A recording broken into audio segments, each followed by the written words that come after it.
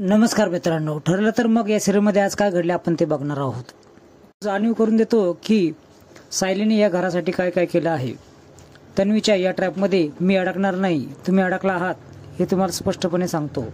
स्मिता, अश्विन, पूर्वा आजी यांना त्यांची सेवा कशी केली, कसं त्यांना संकटापासून वाचवलं हे तो जाणीव करून देतो। तिचं नातं सर्वांशी खरंच होतं, खोटं नव्हतं, हा सर्व जाणीव तो करून देतो। तो तन्वीवर देखील खूप जोरात ओरडतो, तो तिथून निघून जातो, त्याच्या मागे चैतन्य देखील जातो।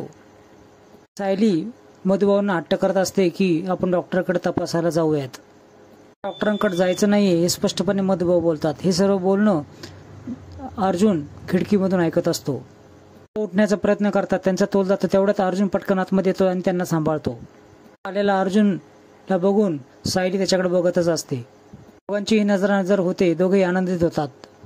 समजून सांगतो, दोघी काळजीपोटीच बोलतात की डॉक्टरांकडे जाऊ म्हणून, तुम्ही का ऐकत नाहीये, तुम्ही खूप हट्टी आहात असं बोलतो। त्याच्यावर खूप चिडतात। तुला काही शाळा वाटली का, रोज रोज हजेरी लावायला येतोस? मी स्टुडंट आहे म्हणूनच मी हजेरी लावायला येतो असं अर्जुन बोलतो।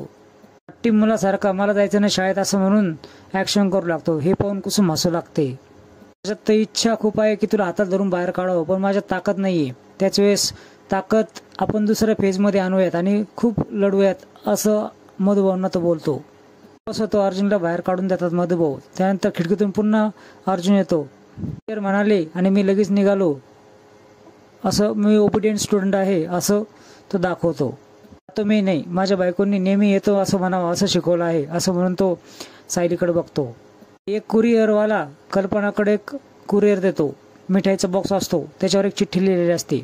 तर महिपतीने खिल्ली उडवण्यासाठी, मिरची झोंबवण्यासाठी एक लेटर लिहिलेलं असतं की माझी लेक याच्यातून वाचली पण तुझा सासरा त्याच्यामध्ये अडकणार आहे। महिपतची चिठ्ठी असते ती। पूर्वा आजीला आणि कल्पनाला खूपच धक्का बसला असतो। असे गुंडांचे लेटर यायला लागलेत घरी असं तन्वी देखील बोलते। तन्वीला तर खरं पाहिलं तर हसू येत असतं। ती बाहेरून साक्षीशी बोलू लागते। हे बोलणं अस्मिता ऐकते। साक्षीला शब्बासकी देत असते। त्याला समोर पाहून तन्वी खूप घाबरते। इकडे सायली मधुभाऊंना जेवायला वाटते। मधुभाऊ लोणच्यासाठी आग्रह करतात, असल्या लोणचं खाऊ नये म्हणून ती देत नाही। कुसुम देखील बोलते की सायलीला आजारी असताना तुम्ही आजपर्यंत कधी लोणचं दिलत का? ती देखील बोलते तुम्ही डॉक्टरकडे आला तर मी लोणच्याची फोड उद्या देईल, त्यावेळेस तुझं डॉक्टरही नको आणि लोणचंही नको असं म्हणून मधुभाऊ चिडतात। फिर मेडिकल कॅम्प असा साऊंड बाहेरून ऐकू येतो। अर्जुननी चक्क फ्री मेडिकल कॅम्प अरेंज केलेला असतो आणि तो स्पीकरवर बोलत असतो की या सर्वांनी या, जे जे पेशंट आहेत त्यांनी सर्वांनी या। आवाज अर्जुनचा असतो। हे पाहून सायली बाहेर येते। पेशंट ज्यांना ताप आला आहे आणि जे डॉक्टरकडे जाऊ शकत नाही त्यांच्यासाठी खास हा कॅम्प अरेंज केलेला आहे, सर्वांनी तपासायला या असं अर्जुन बोलतो। तो बाहेर येतात आणि सगळ्या जगापुढं तमाशा कसा करायचा नाही हे फक्त याच्याकडून शिकलं पाहिजे। कुसुम बोलते की सर्वांसाठीच तो डॉक्टरांना घेऊन आला आहे, तुमच्यासाठीच एकट्यासाठी नाही। दोन वॉर्डबॉयला मधुभाऊंना बाहेर आणण्यासाठी अर्जुन सांगतो। वॉर्डबॉय मधुभाऊंना बाहेर घेऊन येतात। अर्जुनची बडबड पाहून मधुभाऊ खूप रागाने बघतात।